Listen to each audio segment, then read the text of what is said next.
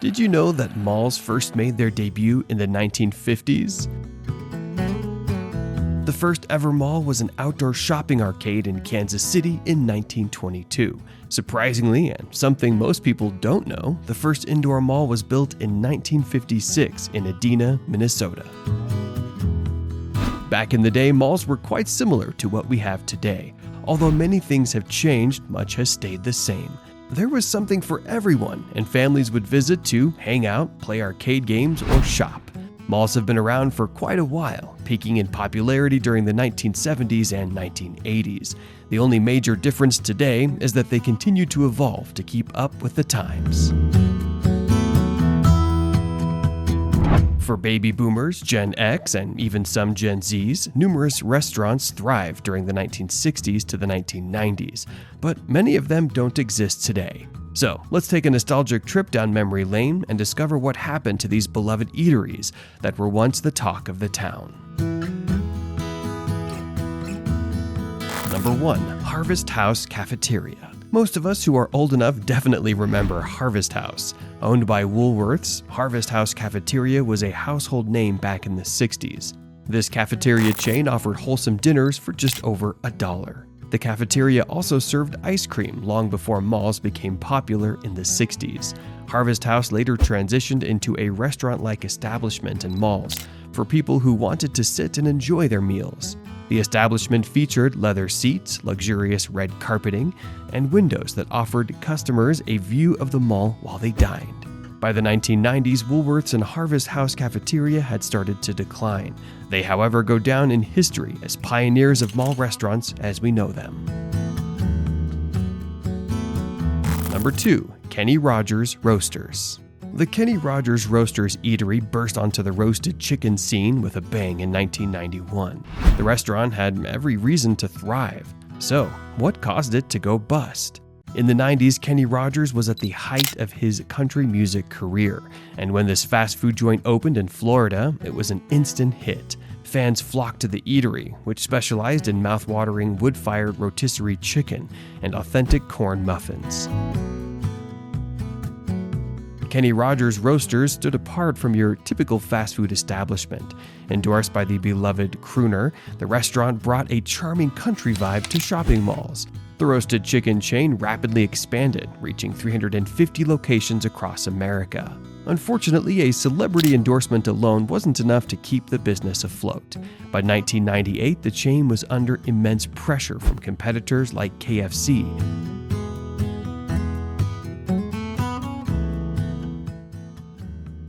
And was forced to file for bankruptcy under Chapter 11. The fast food joint was then sold to Nathan's Famous Inc. for $1.25 million, which is equivalent to roughly $2 million today. Nathan's Famous Inc. later sold it to Roasters Asia Pacific, owned by the Berjaya Group of Malaysia. While the chain folded in the United States, it continues to thrive in Asia under the management of the Berjaya Group.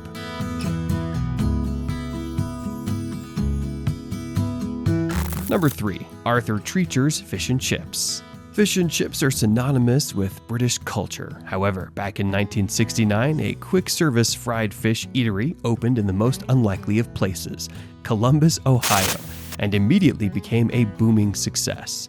Arthur Treacher, famous for acting in movies like Thank You, Jeeves, 1936, and Heidi, 1937, alongside Shirley Temple, served as the ambassador of the restaurant chain that introduced his home country's favorite meal to Americans, crispy fish and chips. Americans found the meal to be a breath of fresh air from the daily burgers and fries they were used to. The chain spread like wildfire, and at its peak boasted a whopping 826 branches across America. So, what went wrong? Towards the end of the 1970s, other fast food giants began to dominate the industry. People became busier and craved speed and convenience. No one had time for sit-down fast food restaurants. When drive-thru burgers and fries emerged, they became an instant hit. The restaurant chain suffered a slow decline as people prioritized convenience over comfort. Number 4. Roy Rogers Restaurant. The fast food industry is full of upheavals, so kudos to any eatery that manages to thrive in changing times. The first Roy Rogers restaurant opened its doors in 1968 in Falls Church, Virginia. It was named after the famous Roy Rogers as an American actor, rodeo performer, and singer. If you craved a taste of the Wild West, all you had to do was pop into a Roy Rogers restaurant. This restaurant was a melting pot of variety. While most fast food joints offered the usual fare, Roy Rogers had a distinctive menu. At the top of the list was its tantalizing roast beef and chicken sandwiches. At its peak, Roy Rogers boasted 600 locations, and almost every mall had one. Unfortunately, the king of cowboys was eventually thrown off his proverbial horse. The end of the rodeo came when the parent company sold the restaurant chain to Hardee's. One day, customers could enjoy their favorite roast beef and chicken sandwiches, and the next day, they were gone. Hardee's then sold off many of the remaining locations to brands like Boston Market, Wendy's, and McDonald's, turning what was once a vibrant rodeo into just another fast food joint. Although several Roy Rogers restaurants still exist, the thrill is gone.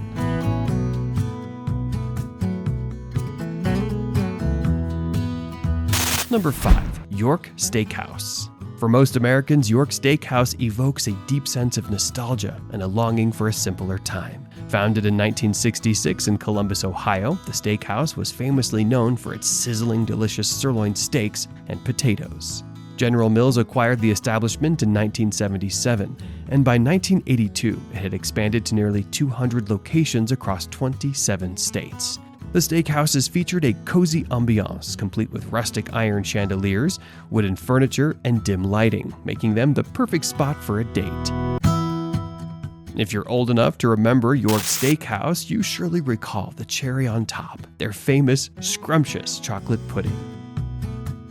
Like most good things, York Steakhouse struggled to keep up with changing times, as new malls and food courts popped up everywhere. By the mid-1980s, York's sales had drastically declined, and the chain closed down. Today, only one York Steakhouse remains in Ohio, still operated by the same people. Most of their customers are loyal patrons from back in the day, and nostalgic visitors eager to relive the good old days. Number 6. Hot Sam Pretzels. The delightful aroma of baking pastry is enough to make any stomach rumble. This was certainly the case with Hot Sam Pretzels, which originated in Michigan around 1966. The first shop opened in Leonia Mall, Detroit. The smell of freshly baked pretzels never failed to draw hungry shoppers in droves to their distinct red and white kiosks. With pretzels quickly becoming everyone's favorite, customers could choose between mustard, butter, and cream cheese, or even have both. The brand expanded rapidly, and at its peak, Hot Sam Pretzels had grown to 175 locations across the U.S. If you're a series buff, you might have spotted Hot Sam Pretzels in the food court scene in Stranger Things Season 3. If you didn't notice that, go back and check it out. They say it's easier to become number one, but the real challenge is staying there. Like many businesses back then, Hot Sam Pretzels failed to keep up with the changing times. Competition grew tougher, and customers' tastes evolved, leading to a decline in sales. In 2005, Mrs. Fields Cookies acquired Hot Sam Pretzels and rebranded it as Pretzel Time. Number 7. Caramel Corn. Bill O'Sullivan founded Caramel Corn, a popcorn retail store. The business began by selling popcorn and caramel corn in various downtown shops. During the shopping mall craze of 1965, Caramel Corn transitioned to selling in malls. As they expanded, they eventually opened standalone stores. There's nothing quite as divine as the smell of warm, freshly popped popcorn or the enticing aroma of caramelized sugar. But what happened to the sugary snack company? What turned it sour? The stores were inviting with beautiful and well-organized popcorn displays. Customers could choose from different flavors like butter, pecan, cheddar, or seasonal varieties. At its peak, the brand had grown to 200 mall locations. However, in 1986, Dairy Queen bought the franchise, and by 2019, only about 6 locations were still operational. So, what went wrong? One factor was changing times. As the internet took over, most people turned to online shopping, reducing mall traffic. Financial setbacks and expiring leases were also issues, forcing many retailers to close. If you want to take a trip down memory lane, indulge your taste buds and order some caramel corn online. It may not be the same experience, but it's close. Number 8. Hickory Farms. Depending on your age, most of us have memories of going to the local mall with either our parents or friends. I bet you remember the aroma of cheddar and tantalizing hickory sausages engulfing the mall, making you ravenous. That must have been a Hickory Farm store. Richard Ransom established Hickory Farms in 1951 when he started selling his handcrafted cheese at local fairs. He discovered that people loved his products and he swung into action. By 1981, the brand had expanded to about 1,000 stores and seasonal kiosks across America and Canada. The Hickory Farm store featured shelves lined with an assortment of specialty foods, such as meats and cheeses, as well as exquisitely arranged gift baskets. The stores were a literal foodie haven, and at one time, they were the largest specialty food store in America, offering everything from gourmet snacks to party platters and holiday gifts. When did the tide turn for this gourmet giant? How did it move from a specialty foods retailer to almost nothing? General Host Corporation acquired Hickory Farms in 1980, and everything went downhill. The company faced financial issues, resulting in 2 consecutive years of losses. New management stepped in to save the day, but the damage had already been done. By the mid-1990s, the Hickory Farms franchise had disappeared from American malls. The financial issues, coupled with changes in consumer habits and increased competition from food courts, sealed the brand's fate.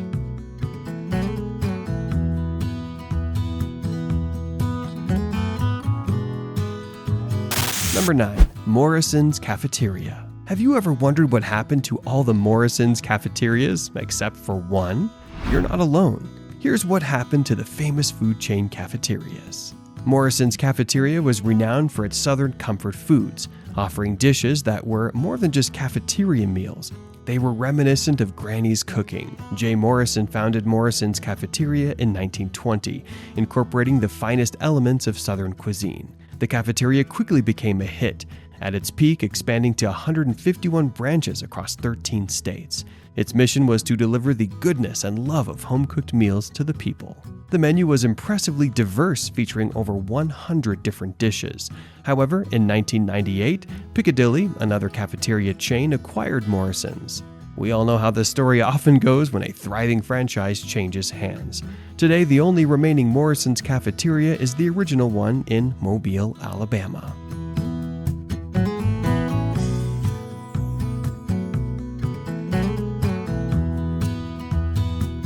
Number 10. Orange Julius. If there was ever a refreshing drink back in the day, it was Orange Julius. Nothing beat indulging in that frothy orange drink after hours of shopping or while having a conversation with your pals. Unfortunately, today you can't find a freestanding Orange Julius store in any mall. It only exists as part of a menu. Tropical cream and a regular drink. The Supremes have an extra coconut almond cream compound, which makes them richer, thicker, creamier, and smoother. Now, can we help you? The delicious juice began its frothy journey in 1926 as a delightful orange drink that quickly warmed our hearts and became America's favorite. It all started with a simple orange drink stand in Los Angeles founded by Julius Freed. The drink was a mixture of orange juice, milk, powdered egg whites, sweetener, and vanilla flavor. In 1929, Freed and a friend discovered a way to make the drink frothier, creamier, and less acidic. The rest was history. Sales soared, and by 1960, Orange Julius had expanded to over 400 locations across the U.S. No wonder Orange Julius called it a devilishly good drink. Thirsty shoppers looked forward to the refreshing beverage after hours of shopping, especially during the summer heat. The now famous drink gained even more recognition when it became the official drink of the New York World's Fair in 1964. In 1987, Orange Julius merged with Dairy Queen. See where this is going? This marked the beginning of the end for Orange Julius as we knew it. Dairy Queen relegated the drink to just a spot on its menu, and most of the Orange Julius standalone locations were rebranded as Dairy Queen Treat Centers. Sadly, by 2018, all the Orange Julius stands had vanished, leaving us with nothing but fond memories of days gone by. Number 11. Steak and Ale. Remember Steak and Ale? Did you ever go there on dates, enjoying steaks and a pitcher of ale? The restaurant was a favorite spot for dates, families, special occasions, and dinners. In 1966, Norman Brinker had the brilliant idea of providing customers with affordable steaks in a serene ambiance. The establishments were dimly lit, featuring stained glass windows, heavy wooden beams, and iron chandeliers, which gave the place a rustic charm. The ambiance was stunning, and the steaks were even better. Their salad wagon was also a huge hit. It featured an unlimited salad bar where you could indulge in as much salad as you wanted. Steak and Ale grew to over 100 locations across the U.S. and became a favorite for many. However, as the saying goes, too many cooks spoil the broth. The restaurant changed hands several times in the 80s and 90s. These management changes slowly brought the steak giant to its knees. Eventually, the steakhouse filed for bankruptcy in 2008, bringing an end to an era. All that remained were memories of the good old times and great food. Number 12. The Velvet Turtle. In an era when fast food restaurants reigned supreme, the Velvet Turtle chose to take things a little slower. The Velvet Turtle offered diners a relaxing approach to fine dining, even in the middle of a bustling mall. Founded by Wally Botello in 1961, the restaurant chain's primary goal was to provide customers with a comfortable and elegant dining experience. The highlight of the noisy, chaotic mall environment was stepping into a serene and luxurious restaurant for an unhurried meal. The Velvet Turtle was particularly popular among older patrons who preferred to avoid the fast-paced food scene and instead enjoyed savoring their meals slowly. The Velvet Turtle served traditional American dishes such as seafood, filet mignon, and prime rib, all prepared with meticulous attention to detail. The exceptional service added to the overall experience, drawing people to the restaurant to enjoy high-end meals inside a shopping mall. At its peak, the brand had 20 locations, but with the rise of casual dining, the restaurant eventually closed in the 1990s. If you enjoyed this video, please like it and subscribe to our channel. Hit the notification bell to stay updated on our latest uploads, and comment below to share your fond memories of the 60s through the 90s. Here, we love to reminisce about the good old days and what made them special. Join our family, and we guarantee you a roller coaster ride into the past.